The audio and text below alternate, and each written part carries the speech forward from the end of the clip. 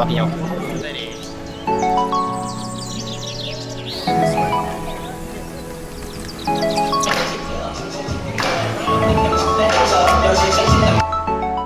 Hello, it is me, and I'm back. And enough time has passed since what happened, so I am here to talk about it in case I forget, and since I'm in a good mood now. For those that know, on October 31st, or whenever that day was, whenever Halloween was the day that my dad passed away. It was October 31st. It was 5 p.m. I just woke up from having a really long day the night before. I woke up to a text from my sister that says, "Our dad passed away." And like every day, and like on most days, whenever I woke up, I would always check my phone first. And it was surprising to me, and I didn't know how to feel about it when I saw the message. You know, like, can you imagine like waking up and you're like, oh my gosh, I'm so relaxed, I rested so well, to wake up to a message from a family member saying one of your parents died. And that is what happened. And the next message was, we're gonna come pick you up right now so we can go see his body at the hospital. And then, and then I was like, yes, come pick me up. And this is the first time I've even replied back to my sister, because we had an argument, and it, for most of 2020, and it lasted for more than 6 months even. And this whole thing really brought us together, me being upset with her was, out of the question. I didn't care anymore about whatever happened. And what happened while I was waiting for my sister and my mom and my brother and my sister's husband to come, what I was doing was I was messaging, my two close friends about it, and saying this is what happened, and I'm gonna go see his body now. I don't know how I'm feeling, but I'll probably be okay, but this is shocking news, and I just gotta share it with someone, because I know that I'm just gonna be a mess. And that is what happened. And then fast forward to 30 minutes later, or an hour later, we were at the hospital in the emergency room, and we went through security. They asked us if we have COVID and such and whatever, and we were all protected. And when we got in,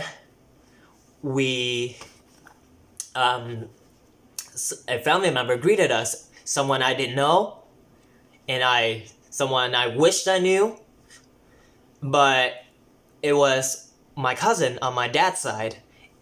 And the backstory is, I came from, when I was 7, my parents divorced, and I've not seen him for most of my childhood life, or early adult life.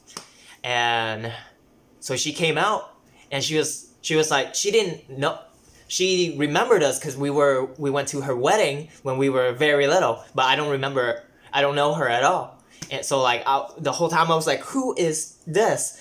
I guess she's a family member. And then there's another woman there too, who apparently was her best friend.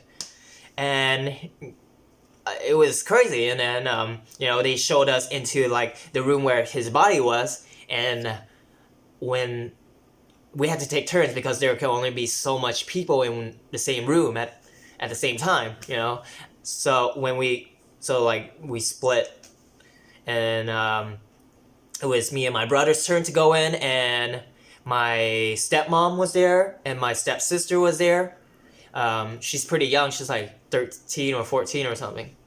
So I feel really bad for her because she lost her dad at such a young age, and she's much closer to him than I was, and than my sibling was as well.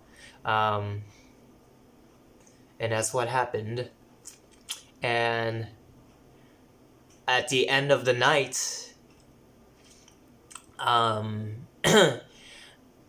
each one of us took our, gave each other like our individual times with him.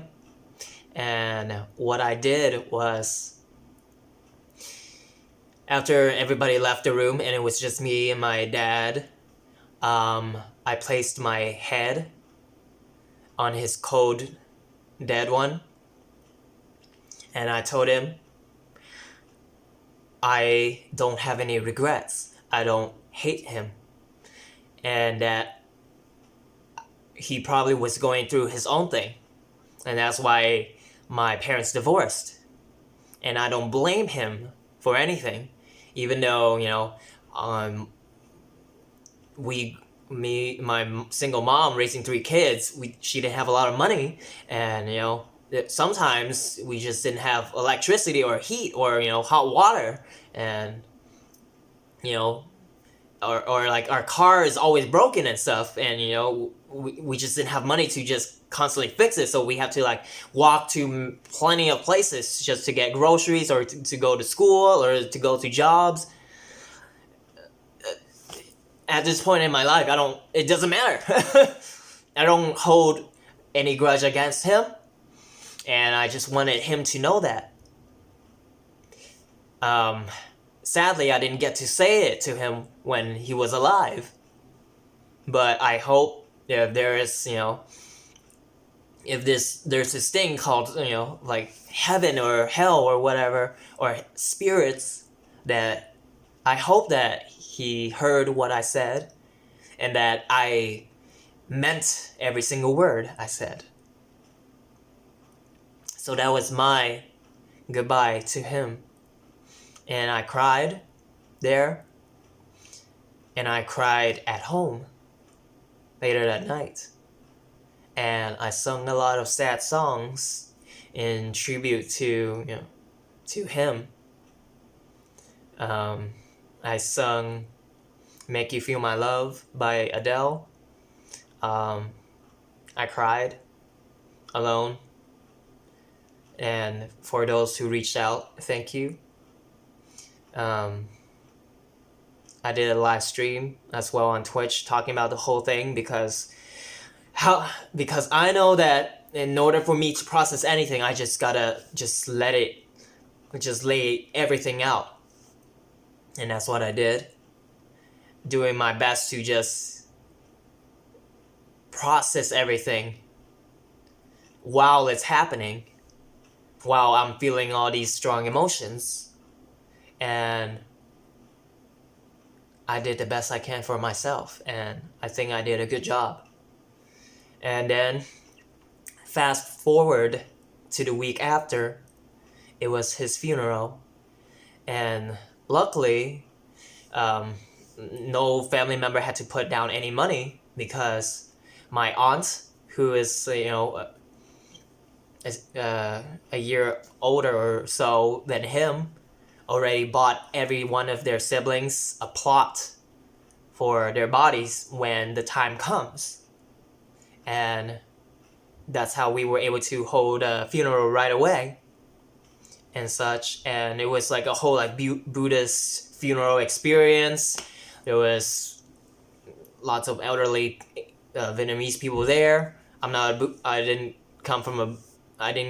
I wasn't raised in a Buddhist household. My mom is Catholic, but my dad's side, everyone is a Buddhist. And So there was like a whole ceremony and stuff, and as the oldest son, I had to do like a bunch of things, and I might show pictures here maybe, but the memorable thing I can say from that whole thing that I want everyone to take away was,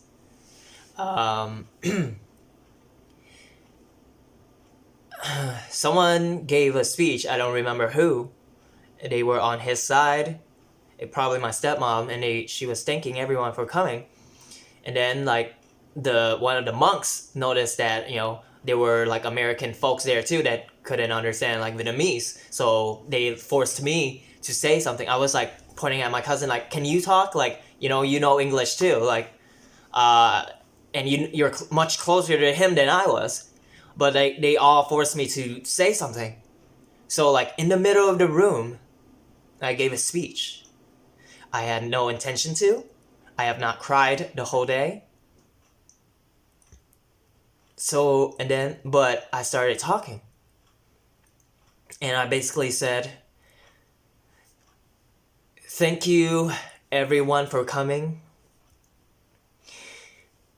I am very grateful that we get to spend this time to celebrate his life right now and remember the type of person he was. And that this whole thing means a lot to me and my siblings and my stepmom. And although I didn't know him very well because he's been gone for most of my life, I still appreciate that. I still appreciate what he's done, and that I don't blame him for anything, and that I hope he rests in peace. And during this whole thing, and like during the half part of this like random speech I gave, I was just speaking from my heart. Tears started coming out of my eyes, and it took me weeks after to find out, like, why was I crying? I didn't want to cry the whole day. I had no intentions to. I didn't feel super sad.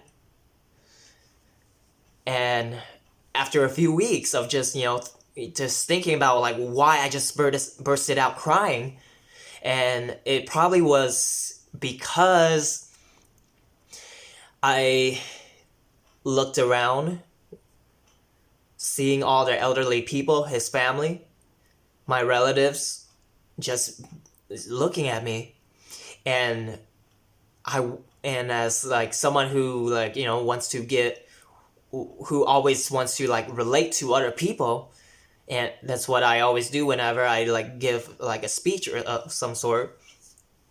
I wanted to say what they wanted to hear, and that this is not about me. This is their time. And although like some of them may not understand, I'm giving my heart, and I'm trying to translate how they feel and what I feel into words on the spot. I'm not amazing at improv, and it's not completely fake either, but what's important is the people that's there for him. And I wanted to say the right things, and while doing so, while stepping into their hearts, I started exploding. I was a mess, and that's why I cried in the moment when I was giving the speech. And it's sad. It is sad. But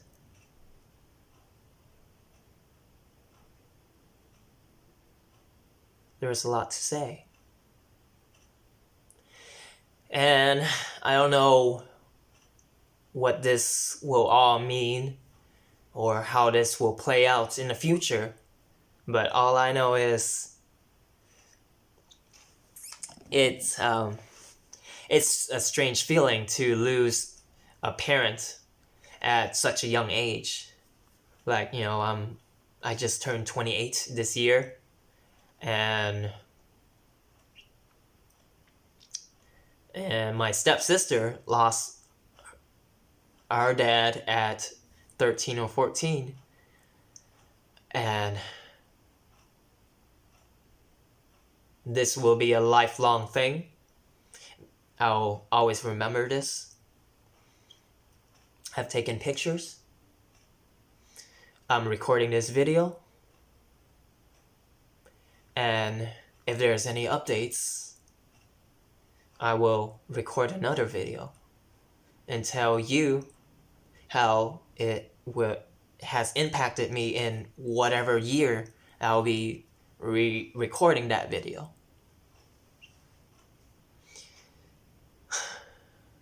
It was an emotional day, week, months. And the bright side from this is I was able to connect with my cousin, who I've never met before until then, and she's so cool. She's in her 40s. She's has such a fun personality. She's straightforward. She has attitude. I love that. And what's also strange is like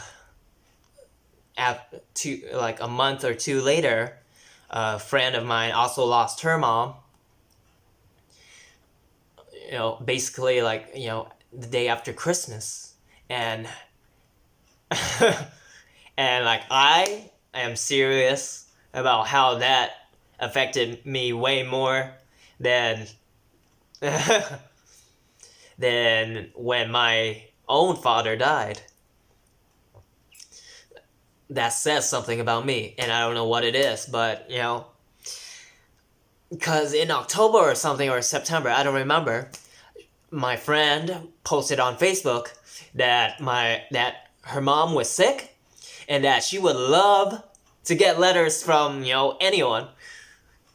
Like she needs a positivity. And I messaged her privately and said, I would love to send your mom a letter. And I wrote a very, encouraging letter to her. I put in original stickers of my original characters as well. And I told her that your daughter is such an amazing person.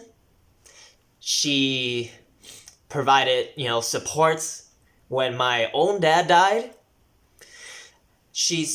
I haven't known her for years, but it feels like I do, because she is so inviting, and she doesn't leave you out of conversations. And she even offered me, fresh spaghettis that she's made.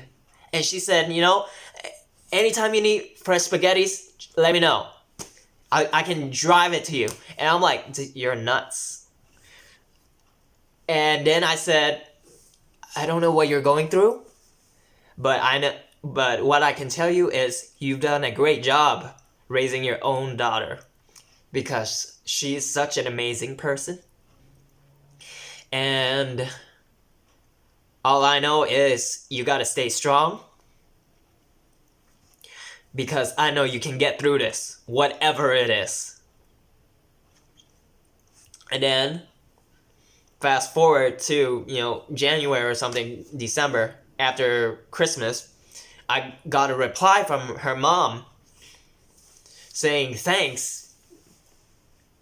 I don't remember the other parts of the letter, but I remember just tearing up from it. And I'm glad I was able to, sneak in some words near the end of her life. And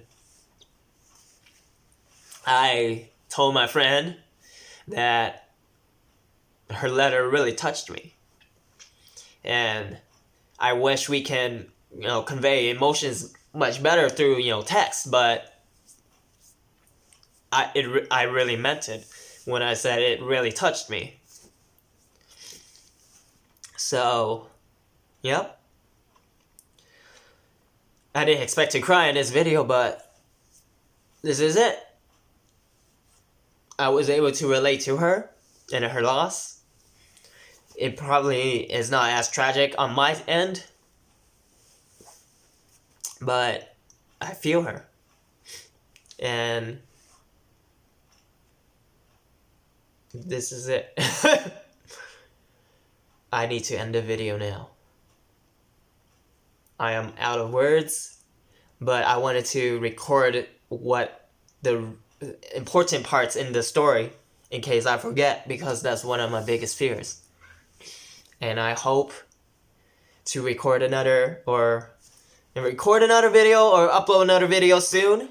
But until then, thank you for watching, and I hope you can get something out of this. Usually I have things laid out better, like, lessons that I want to, or like something I want people to take away, or, lessons they can take and, apply to their own lives, but this is not that kind of video, I guess. So, until next time. I'll see you later. Bye.